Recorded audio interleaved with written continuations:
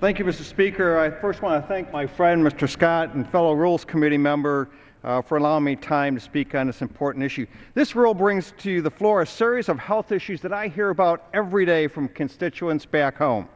You know, about 46 million Americans have either flexible spending accounts or health savings accounts. These are hardworking American families that plan ahead for their health care.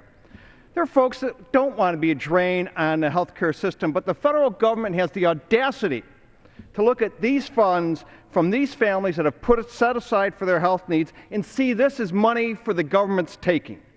We need to be rewarding these people, not seeing them as a revenue source to pay for Obamacare.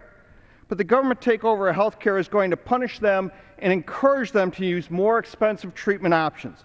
The bill we're considering today will undo Obamacare's limitation on purchasing over-the-counter medications, freeing both the health savings account and physicians' offices from these new burdensome regulations that go into effect.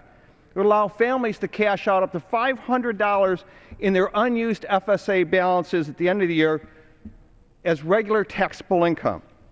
And it will repeal a 2.3% tax imposed on the sale of medical devices.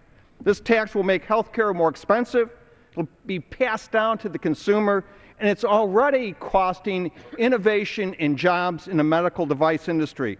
I applaud the Ways and Means Committee for their work on this legislation and encourage my colleagues on both sides of the aisle to pass not only the rule, but support the underlying legislation. And with that, I yield back the balance of my time. The gentleman yields back. The gentleman from Colorado. Thank you, Mr. Speaker. If we defeat the previous question,